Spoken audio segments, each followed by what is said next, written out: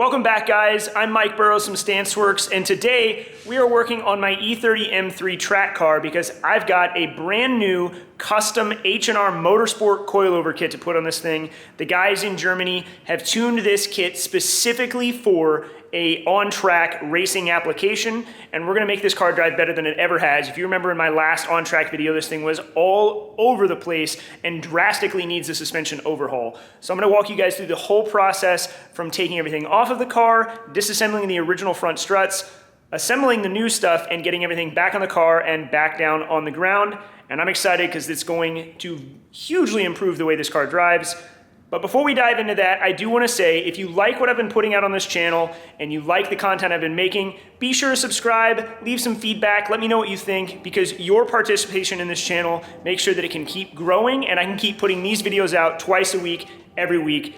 I've been excited about what we've accomplished so far, and it's all thanks to you guys. All right, let's get this car up in the air and we're gonna get started.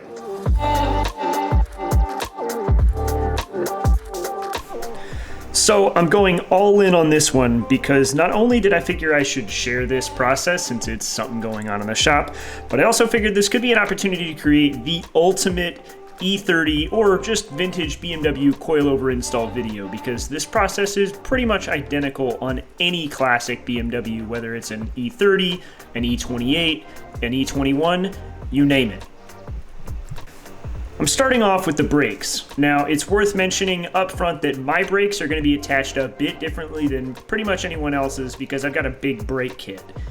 All the rest of the BMWs out there are mounted with 2 bolts and they're on the back of the spindle. They're really easy to get to and usually pretty easy to take off unless they're seized. Mine weren't seized either, so as you can see, the caliper came right off, and it's important to always hang your caliper. I use some zip ties and hang it from the control arm. Just don't let the caliper hang from a brake line, whether it's an old BMW or anything else. After the caliper comes off, it's time to take the rotor off. And while I do have a 2-piece rotor, it's the same thing for any of these cars. There's going to be a small Allen screw located somewhere on the rotor that goes through to the hub, and you're going to need to undo this. Next on the list is pulling the sway bars, and for the most part, old BMWs use a 16mm wrench on the inside and a 17mm on the outside. From there, it's on to plugs and wires. I deleted my ABS and my brake sensors, so you'll need to make sure you do this. I just get to yank on them and pull them right out. Next on my list is the brake shields, and these are easy for me, but for you, you'll probably have to wait until you pull your hubs because normally, the brake shields are held captive behind them. At least, I know that's the case on E28s, and I have to imagine it's the same for E30s too. Up next, there's 4 13mm bolts in the bottom of the strut, holding the steering arm to the strut itself. They're easy to get to, and there's nothing tricky about them. I'll also show these on the other side from a better view underneath. Last but not least, there are 3 13mm nuts holding the top on. And once these are out, the entire assembly is going to be free. Once you've done this process a few times on a few cars, this whole process only takes a few minutes to do.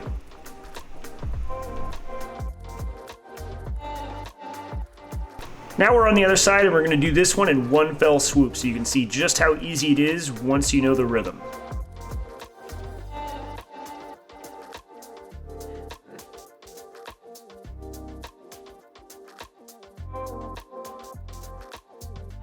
And as mentioned, here's that underneath view so you can see those 4 13mm bolts more easily. While there are 4 13mm on this, it's 3 17mm bolts on an E28, and it could be different on some of the other BMWs as well.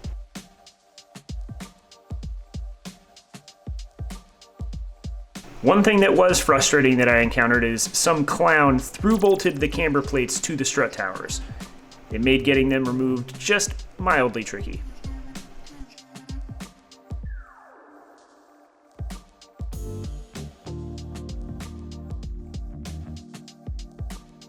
Over on the workbench, we've got to take some stuff apart. So we're going to begin with the dust caps, followed by the spindle nuts that hold the entire hub to the spindle itself. I checked this one to see if it would come apart by hand, as sometimes they just slip off, but as expected, I needed to get a 3-jaw puller out to pull this one off. A 3-jaw puller is a handy tool to have in your arsenal. If you've never used one before, it's something you'll probably find yourself using somewhat often if you work on cars. I'd suggest buying one if you don't have one already. With the hub off, usually the inner wheel bearing race remains. Now, some people tend to cut this off because it's an easier thing to do if you don't have a full set of tools. However, you can use a cheap alternator pulley puller for this job, and it makes the whole thing very easy. You can pick one of these pullers up at AutoZone or O'Reilly's for probably somewhere around 10 bucks. We're doing this because I need to get to these dust shields. So we worked our way down to this inner dust shield, and the reason we need to try to save these in our case today is there are currently none of these available in the country. Now, there's probably a little bit of debate about whether or not this piece is even essential because the back of the bearing is technically sealed, but because I have these here, we're gonna try our best to get them off without damaging them. They are pretty fragile, it's just thin sheet metal. They like to deform when they come off, but if you're careful, you can remove them. This piece does come off. So let's see if we can get lucky and save it. On the first strut, this dust cap actually just popped right off, but on this one, it took a bit of finagling. I used a pry bar and a little bit of leverage to get this thing off very slowly because, as mentioned, they're very easy to dent. If you want to save these and you can't get a hold of a new set, take your time. With that off, I'm on to the brake caliper mounts. I need to save these and transfer them over to the new coilovers.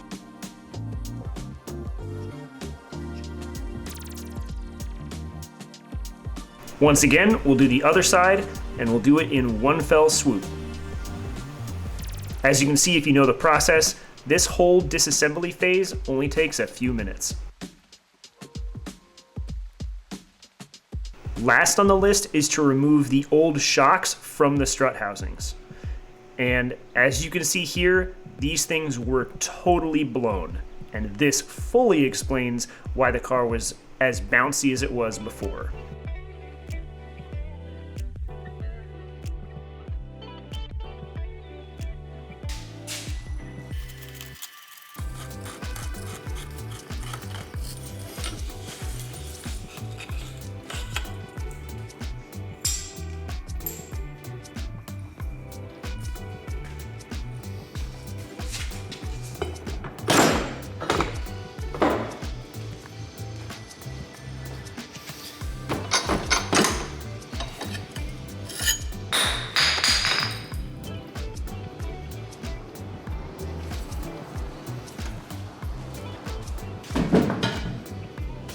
So we have the whole front suspension disassembled, we're ready to start putting new stuff together, but before we do that, I wanted to talk about parts for just a minute.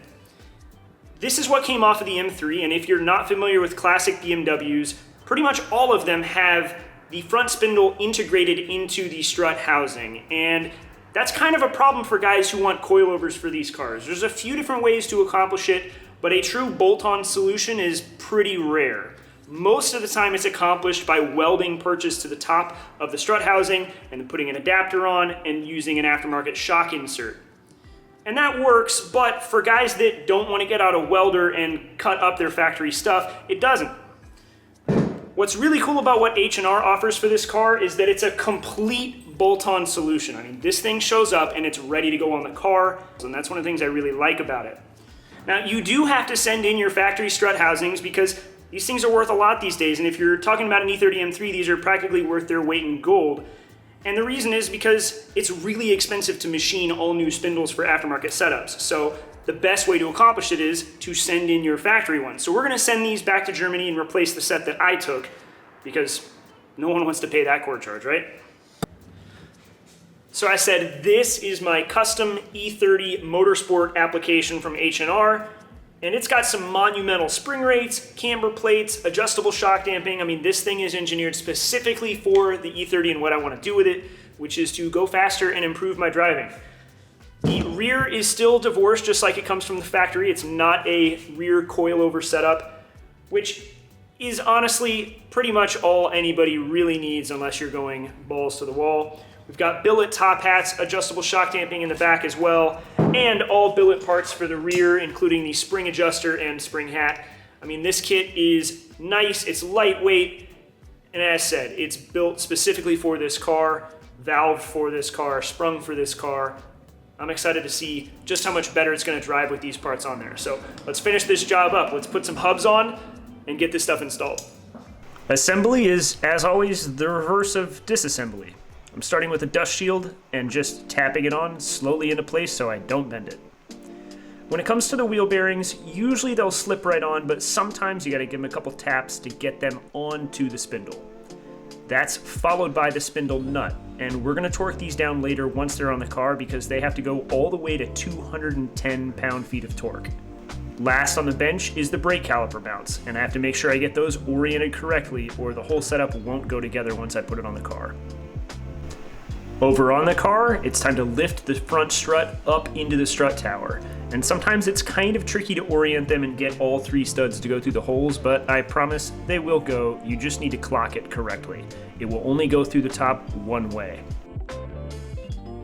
The order of everything is going to be exactly reversed as before, so I'm starting with the 4 bolts on the bottom. When you're installing this, there is an indexing key on the steering arm and the spindle itself. So you want to get this lined up and seated well. It'll help make sure all the bolts are lined up, and you're going to have a hard time if you don't line that up. Up next is that aftermarket brake shield, which, if you aren't aware, is hooked up to my front bumper for improved brake cooling and ducting. Following that is the brake rotor, and then the brake caliper, which I had hanging on the front control arms.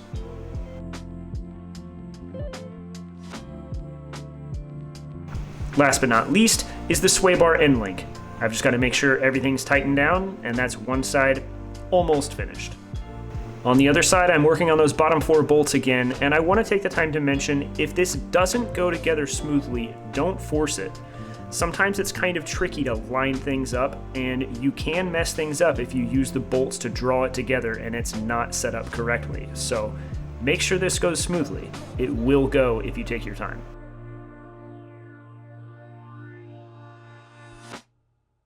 On this side, this is a slightly better view of the brake hardware going into place, just so you can see what this part looks like too. Last but not least is those top bolts on each strut hat. Make sure you get those tightened down, but don't overdo it. They don't need a ton of torque.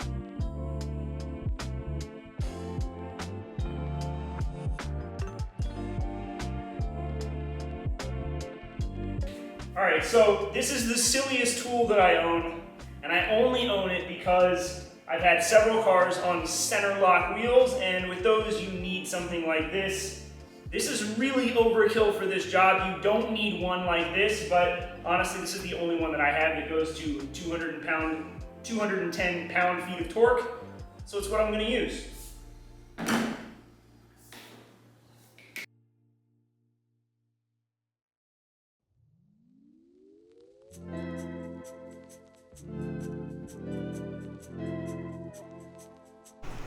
The last thing for the front end is to knock the edge of the spindle nut into the slot on the spindle itself. This will keep it from backing off in case of an emergency. Now for the rear, there's only 3 bolts. They're very easy to remove. We've got one here, one on the far side, and then a big bolt on the bottom. It'll be kind of tricky to take these out. They're through bolted, doing it solo, but we'll get it without too much issue. Thankfully, with an electric impact, this stuff came right off, and with a gentle push on the control arm, the shock will pop right out of place. All that's left is the bottom bolt on each side, and with that removed, the shock will come right out. We'll move to the other side and do the same thing one more time, and we are almost done with the disassembly in the rear already. As you can see, the spring and the adjuster come right out too. Going back in with the parts is really easy. This whole back end only takes a handful of minutes to knock out. Now, it does require a little bit of creativity to do the rear end. On one side, you probably will have to jack things up in order to get the spring compressed and the shock up through the shock tower. The other side might be a bit easier if your sway bar is connected, or you'll have to do this twice. At this point, it's just tightening down the 3 bolts on each side, and we can call the rear end done.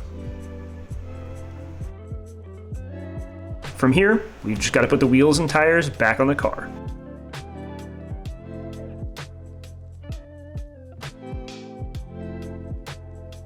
All right, with the wheels on, we are done, and I'm really happy to say that whole install went without any snags, no hiccups, no problems. I love it when you work on a car and it just goes exactly like it's supposed to, no major issues. It's always frustrating when that happens. So I'm excited to drive this thing tomorrow, and I'm excited that it's done. This was a long time coming.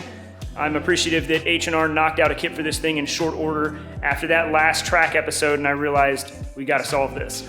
Let me know what you guys think of today's episode. Let me know if you like content like this. I know we're not fabricating on a Ferrari, but I'm hopeful that this is still stuff you guys want to see. We're working on a cool car, at least cool to me. I wouldn't own it otherwise. And I'm excited to just be putting stuff together and showing you guys what goes on behind this shop door. So let me know. I'll be back on Thursday with another episode. I appreciate the support as always. I'll catch you guys then. All right, this job's not actually done.